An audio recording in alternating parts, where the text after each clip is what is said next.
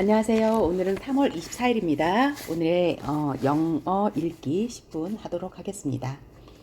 And review, 페이지 127페이지입니다.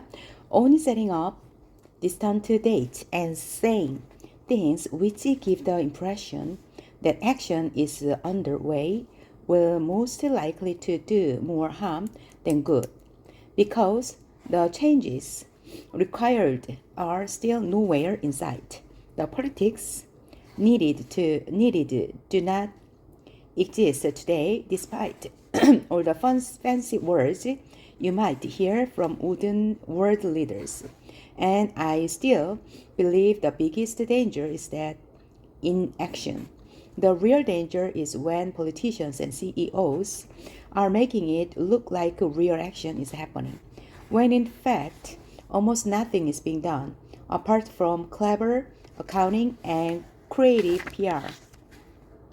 I've been fortunate enough to be able to travel around the world, and my experience is that the lack of awareness is the same everywhere, not the least among those elected to lead us. There's no sense of urgency whatever. Our leaders are not behaving as if we were in an emergency. In an emergency, you change your behavior. If there is a child standing in the middle of the road and cars are coming at full speed, you don't look away because it is too uncomfortable. You immediately run out and rescue the child. And without that sense of urgency, how can we, the people, understand that we are facing a real crisis? And if the people are not fully aware of what is going on, then they will not put pressure on their elected leaders to act. And without pressure from the people, our leaders can get away with doing basically nothing, which is where we are now. And around the world it goes. In just 3 weeks, we will enter a new decade, a decade that will define our future. Right now, we are desperate for any sign of hope. Well, I am telling you, there is hope. I have seen it, but it does not come from government or corporations. It comes from the people who have been unaware of the climate and environmental emergency, but are now starting to wake up. And once we become aware, we change. People can change. People are ready for change. And there is the hope because we have democracy. And democracy is happening all the time. Not just on election day, but every second and every hour, it is public opinion that runs the free world. In fact, every great change throughout history has come from the people. We do not have to wait. We can start the change right now. We, the people. Our house is still on fire. 1 year ago, I came to Davos and told you that our house is on fire. I said I wanted you to panic.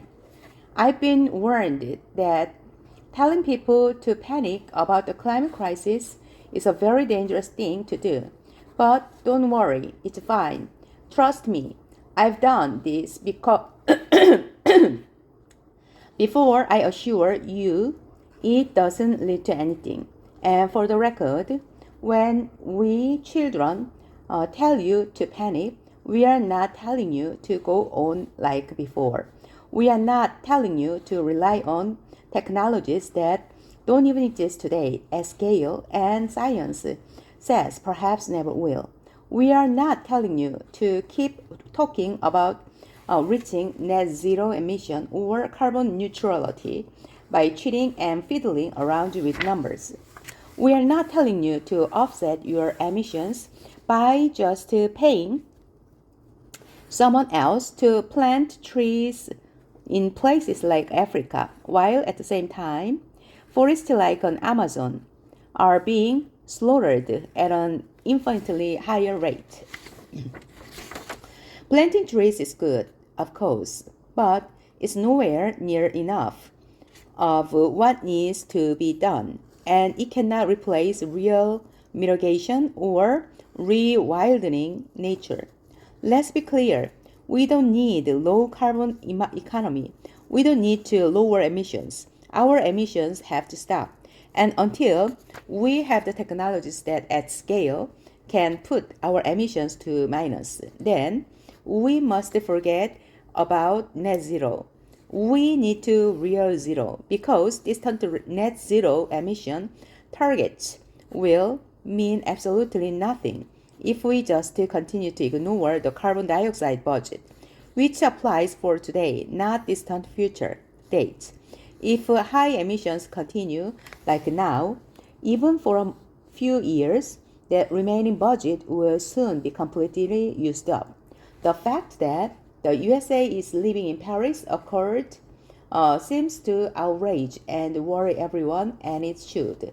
But the fact that we are all about to fail the commitment you signed up for in the Paris Agreement don't seem to bother the people in power even the least. Any plan or policy of yours that doesn't include radical emission cuts at the source starting today is completely insufficient for meeting the 1.5 Celsius degree or well below 2 Celsius degree commitments of the Paris Agreement. Once again, this is not about right or left. We could not care less about your party politics. From a sustainability perspective, the right, the left, as well as the center have all failed. No political ideology or economic structure has been able to tackle the climate and economic environmental emergency and create a cohesive and sustainable world. Because in case you haven't noticed, that world is currently on fire. You say children shouldn't worry. You say just leave this to us. We will fix this. We promise we won't let you down. And then nothing, silence, or something worse than silence. Empty words and promises, which give the impression that sufficient action is being taken. All the soldiers are obviously not available within today's scientists, nor do we have the time to wait for new technological solutions to become available to start drastically reducing our emissions. So, of course, the transition isn't going to be easy. It will be hard. And unless we start facing this now together, with all cards on the table, we won't be able to solve this in time. In the days running up to the 5th anniversary of World Economic Forum, I joined a group of climate activists who are demanding that you, the world's most influential business and political leaders, begin to take action needed. We need that at this year's World Economic Forum. Participants from all companies, banks, institutions, and governments immediately halt all investment in fossil fuel exploration and extraction. Immediately end all fossil fuels subsidies. And immediately and completely divest from fossil fuels. We don't want these things done by 2050, 2030, and or even 2021. We want this done now. It may seem like we are risking for a lot. And we will, of course, say that we are naive. But this is just a very minimum amount of effort that is needed to start the rapid, sustainable transition. So either you do this or you are going to have to explain to your children why you are giving up on the 1.5 Celsius degree target, giving up without even trying. Well, I'm here to tell you that, unlike you, my generation will not give up without a fight. The facts are clear, but we are still too uncomfortable for you to address.